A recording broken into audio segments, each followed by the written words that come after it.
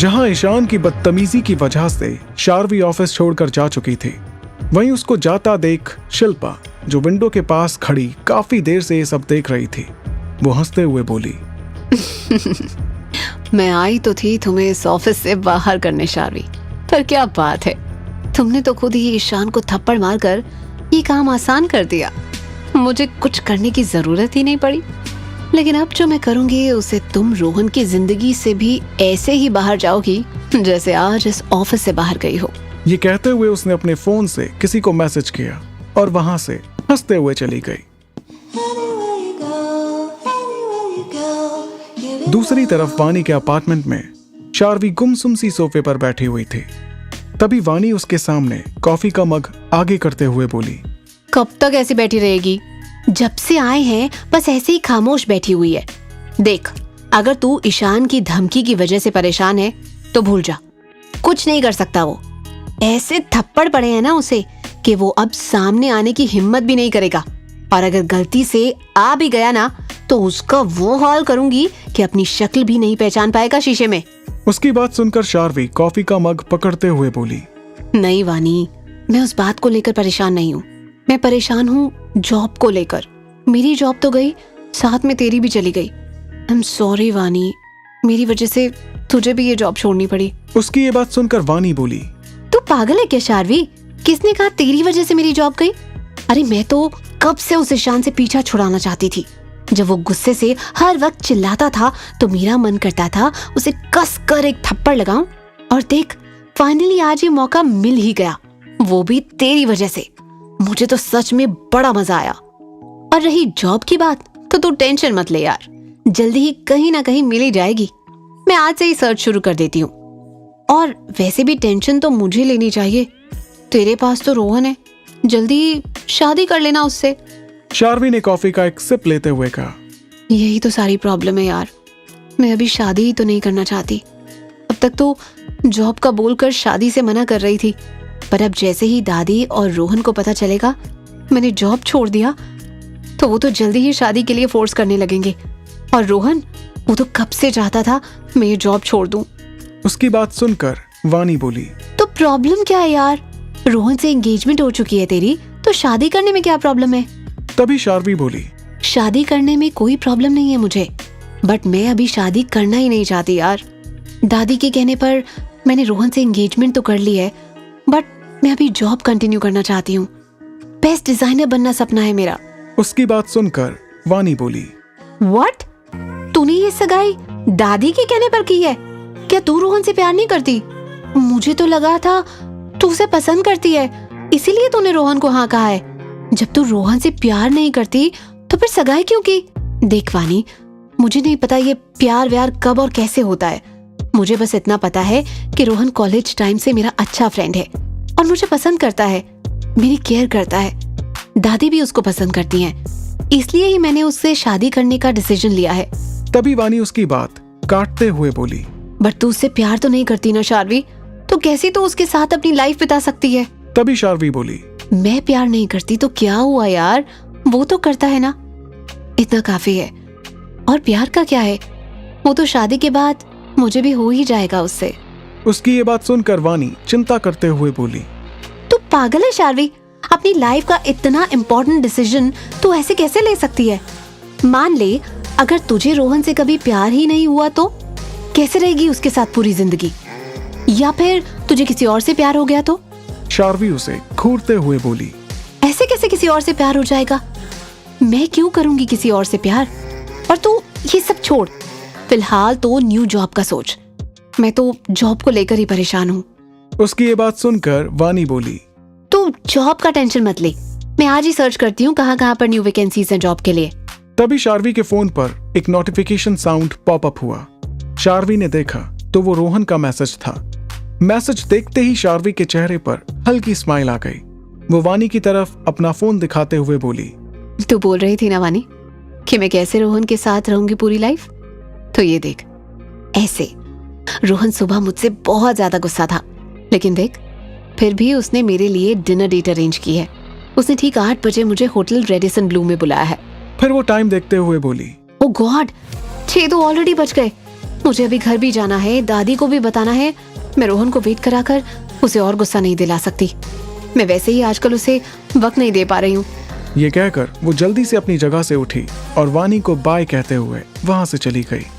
उसके जाते ही वानी बोली, काश तुझे रोहन से शादी करने के फैसले पर कभी अफसोस ना हो शार्वी, बट अगर तुझे किसी और से प्यार हो गया तो? ओफो, तू भी क्या सोचने लगी वानी? फिलहाल तो तुझे जॉब की ज्यादा जरूरत है, उसके बारे में सोच। ये कहते ही वो लैपटॉप लेकर उसमें न्यू जॉब सर्च करने लगी। दूसरी तरफ जैसे ही आहान ऑफिस से अपने विला में वापस आया, घर के सर्वेंट ने उसे ग्रीट करते हुए कुछ कहने के लिए अपना मुंह खोला ही था कि तभी आहान उसे इग्नोर करते हुए तेजी से अपने रूम की तरफ चला गया। जैसे ही वो रूम में पहुंचा, तभी उसकी नजर अपने बेड पर पड़ी, जिसकी तरफ देखते हुए उसकी आंखें गुस्से से छोटी हो गईं। वो बेड की तरफ घूरते हुए ही तेज आवाज में बोला, तुम यहां क्या कर रहे हो? मेरे बेडरूम में, मेरे बेड पर। उसकी तेज आवाज सुनकर अचानक ही बेड पर आड़े तिरछे तरीके से सोया हुआ एसआर हड़बड़ा कर उठा और जम्हाई लेता हुआ बोला, आप आ गए भाई, आपने तो मुझे डरा ही दिया। मैं कब से आपका ही वेट कर रहा था। तभी आहान गुस्से से अपने दांत पीसते हुए बोला, तुम क्या मेरी बीवी हो जो मेरे बेडरूम में मेरा इंतजार कर रहे थे? तुम यहां क्या कर रहे हो इस वक्त? तुम्हें तो रॉय मैंशन में होना चाहिए था। और ये मेरे बेड की क्या हालत बना रखी है तुमने? उसकी बात सुनकर एसआर ने एक नजर बेड की तरफ घुमाई तो देखा उसका लैपटॉप ऑन था, जिसमें अभी कोई मूवी चल रही थी, और लैपटॉप के साइड में एक चिप्स से भरा बोल रखा हुआ था, जिसमें से कुछ चिप्स बिखर कर बेड पर इधर उधर पड़े थे। ये देखकर वो तेजी से बेड से नीचे कूदा और आहान की तरफ आते हुए बोला, ओफो भाई, आपने ही तो मुझे न्यूयॉर्क से इंडिया बुलाया और अब आप ही भूल गए कि मैं यहाँ क्या कर रहा हूँ? आप तो रॉय मेंशन आए नहीं, तो मुझे ही आपसे मिलने यहाँ आना पड़ा। मैं बोर हो रहा था तो मूवी देखते हुए आपका वेट करने लगा, लेकिन पता नहीं मूवी देखते ही मुझे नींद कब आ गई। क्या रोमांटिक सीन चल रहा था क्या? अब कुछ नहीं भाई, वो मैंने कहा कि पता नहीं मुझे नींद कब आ गई। ये कहकर वो आहान के गले लग गया। तभी आहान ने उसे खुद से दूर करते हुए कहा, मैंने तुम्हें यह नहीं कहा था कि यहां बिना परमिशन मेरे बेडरूम में आओ और आकर मेरे बेड पर पसर जाओ। ये जितना भी कचरा तुमने मेरे बेड पर फैलाया है ना, उसे अभी के अभी साफ करो। तुम्हें पता है ना, मुझे मैसीनेस बिल्कुल पसंद नहीं। उसकी बात सुनकर एसआर अपने दांत दिखाते हुए बोला, ओह ये तो मैं अभी साफ करवा सकता हूं भाई, वेट, मैं अभी सर्वेंट को बुलाता हूं। ये कहकर वो जैसे ही मुड़कर रूम से बाहर जाने वाला था, आहान उसका कॉलर पकड़कर उसे खींचते हुए बोला, ये सब सर्वेंट साफ नहीं करेंगे, ये सब तुमने गंदा किया है तो साफ भी तुम करोगे, और वो भी अभी। एसआर अपना कॉलर छुड़वाते हुए बोला, भाई मैं क्यों भाई? सर्वेंट्स है ना इस काम के लिए, वो कर देंगे। इस पर आहान उसे गुस्से से घूरता हुआ बोला, एक तो तुम बिना परमिशन मेरे रूम में आए और ऊपर से आकर इतनी गंदगी फैला दी मेरे बेड पर। ये सब तुमने फैलाया है, इसलिए साफ भी तुम ही करोगे। 5 मिनट्स, 5 मिनट है तुम्हारे पास, ओनली 5 मिनट्स। अगर 5 मिनट में तुमने ये सब साफ नहीं किया तो तुम जानते ही हो कि। ये कहते हुए आहान अपनी बात को अधूरा छोड़कर एसआर के गाल को अपने एक हाथ से थपथपाते हुए वॉशरूम की तरफ चला गया। उसके जाते ही एसआर मुंह बनाते हुए बड़बड़ाया, ओह गॉड, ये भाई भी ना, मुझे यहाँ आना ही नहीं चाहिए था। फिर वो मुंह लटकाकर बेड की तरफ देखने लगा। जैसे ही आहान वॉशरूम से बाहर आया, उसने देखा कि उसके बेड से चिप्स का बोल और लैपटॉप दोनों गायब थे, और साथ में एसआर भी। लेकिन बेडशीट अभी भी मैसी ही थी। ये देखकर वो गहरी सांस लेते हुए बोला, तुम्हारा कुछ नहीं हो सकता एसआर, इसकी पनिशमेंट तो तुम्हें सुबह मिलेगी, जस्ट वेट एंड वॉच। ये बोलकर वो अपने बेड की तरफ बढ़ा ही था कि तभी उसका फोन रिंग करने लगा। उसने एक नजर अपने फोन को देखा और फोन रिसीव करते हुए अपने कान पर लगाया। फोन के रिसीव करते ही उधर से कुछ आवाजें आईं, जिसे सुनकर उसने सिर्फ इतना ही कहा, ओके, मेरे आने तक उस पर दूर से ही अपनी नजर रखना। ये कहकर उसने कॉल कट किया और तुरंत ही अपने रूम से बाहर निकल गया। दूसरी तरफ शार्वी जैसे ही रोहन से मिलने होटल रेडिसन ब्लू पहुंची, वहां जाकर उसे पता चला कि रोहन ने उसके लिए एक प्राइवेट रूम बुक किया हुआ था। वो रूम की तरफ जाते हुए मन ही मन खुश थी कि चलो अच्छी बात है, रोहन ने सुबह का गुस्सा भुलाकर उसके लिए डेट अरेंज की है। अब वो फाइनली रोहन के साथ थोड़ा टाइम बिता सकती है और उससे अपनी जॉब के बारे में बात कर सकती है। कहीं ना कहीं उसे यकीन था कि रोहन जरूर उसकी बात सुनेगा और समझेगा। वो जैसे ही अंदर गई, उसने देखा रोहन सोफे पर बैठा हुआ था और उसके सामने की टेबल पर वाइन की बॉटल्स रखी हुई थी। शार्वी को वहां देखते ही रोहन बोला, मुझे इतनी देर वेट कराने के बाद तुम आई गई शार्वी। उसकी बात सुनकर शार्वी बोली, बट मैं तो टाइम पर ही आई हूँ रोहन, तुमने ही तो मुझे इतने बजे आने के लिए कहा था। उसकी बात सुनकर रोहन नशे से लड़खड़ाता हुआ उसके करीब आकर बोला, पर इतने दिनों से तो वेट करा ही रही थी ना तुम मुझे। पहले एंगेजमेंट के लिए वेट कराया, एंगेजमेंट हो गई तो मुझसे बात करने का भी टाइम नहीं तुम्हारे पास, और अब शादी के लिए वेट करा रही हो। जैसे ही शार्वी को रियलाइज हुआ कि रोहन ने ड्रिंक की हुई है, वो उससे थोड़ा दूर होते हुए बोली, तुमने शराब पी है रोहन? तुमने तो कहा था ये हमारी डिनर डेट है, पर तुम तो पूरी तरह से नशे में हो, तो मुझे क्यों बुलाया तुमने यहाँ? तभी रोहन शार्वी के करीब आकर उसके गालों को पकड़कर अपने हाथ से दबाते हुए बोला, क्यों बुला नहीं सकता क्या तुम्हें? या अब भी कोई काम अधूरा रह गया है तुम्हारा? ये कहते हुए वो उसे किस करने के लिए आगे बढ़ने ही वाला था कि तभी शार्वी उसे रोकते हुए बोली, ये क्या कर रहे हो रोहन? तुमने कितनी ड्रिंक की हुई है? तभी रोहन उसे फिर से किस करने की कोशिश करते हुए बोला, क्या कर रहा हूं? अपनी फियांसी को किस ही तो कर रहा हूं। इस पर शार्वी उसे खुद से दूर धक्का देते हुए बोली, तुम ये नहीं कर सकते, तुम अभी होश में नहीं हो रोहन। शार्वी के धक्का देने से रोहन गुस्से से चिल्लाते हुए बोला, क्यों नहीं कर सकता मैं तुम्हें किस? हाँ, होने वाली बीवी हो तुम मेरी, तुम्हारा वो बॉस बिना किसी रिश्ते के तुम्हें किस कर सकता है, तो मैं क्यों नहीं कर सकता? उसकी बात सुनकर शार्वी शॉक्ड हो गई। वो हैरानी से रोहन की तरफ देखते हुए बोली, तुम ये क्या बोल रहे हो रोहन?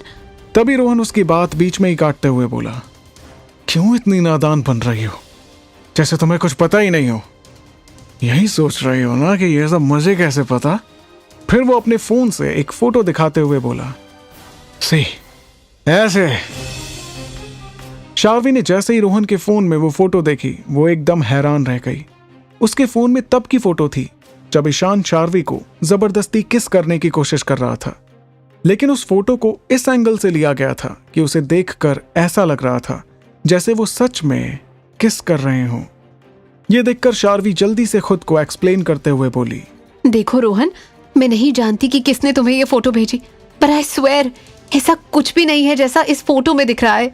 वो तो ईशान मुझे जबरदस्ती किस करने की कोशिश कर रहा था, बट मैंने उसे गुस्से में थप्पड़ मार दिया, और तो और मैंने वो जॉब भी छोड़ दी है।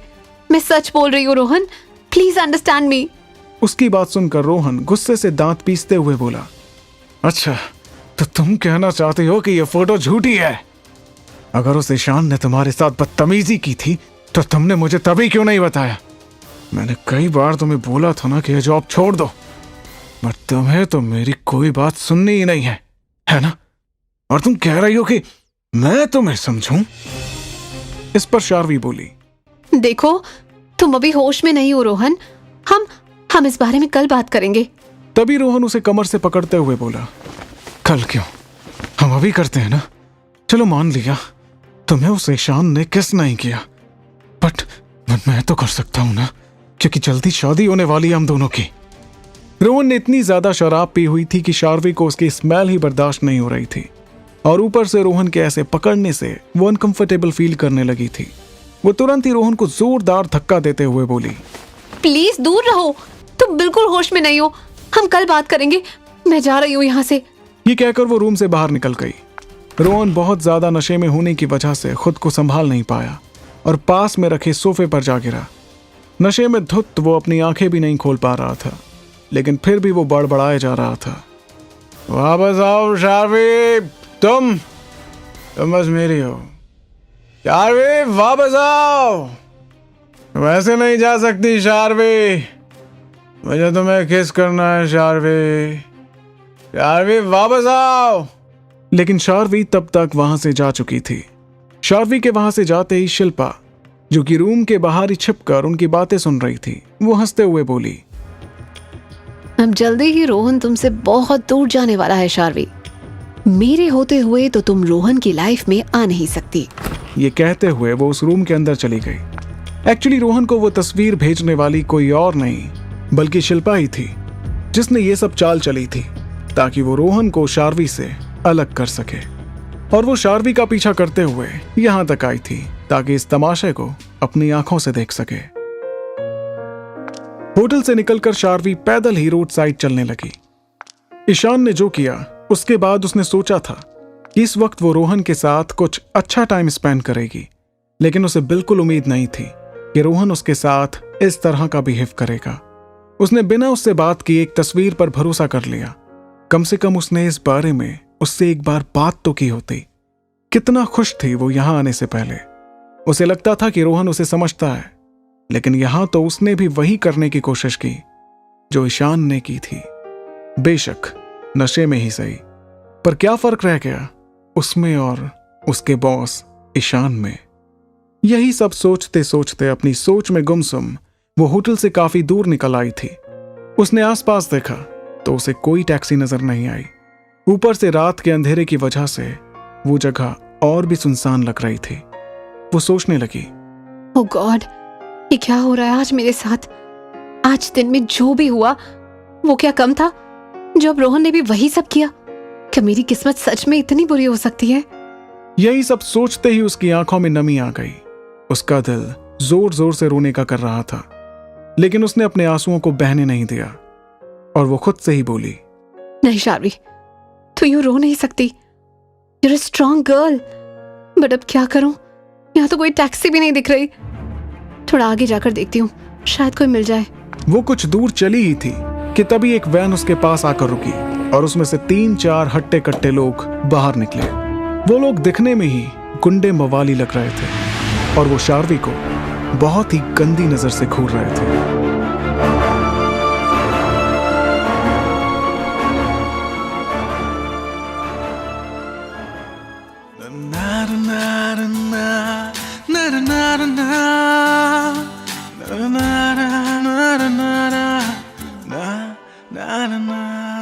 एहसास तेरा हर पल साथ है, अब तू ही जिंदगी है, तू जान है। एहसास तेरा हर पल साथ है, अब तू ही जिंदगी है, तू जान है। हेलो फ्रेंड्स, मैं हूं आरजे रिवांश। उम्मीद है कि आपको ये कहानी पसंद आ रही होगी, और अगर आपने अभी तक मेरे चैनल को सब्सक्राइब नहीं किया है तो इस कहानी से जुड़े अपडेट्स सबसे पहले पाने के लिए अभी मेरे चैनल को सब्सक्राइब कीजिए, बेल आइकन को प्रेस कीजिए, स्टोरी को शेयर करना बिल्कुल मत भूलिए और नीचे थैंक्स बटन को प्रेस कर रिवांश को सपोर्ट कीजिए। हंसते रहिए, मुस्कुराते रहिए और सुनते रहिए रिवांश को। तू जान है।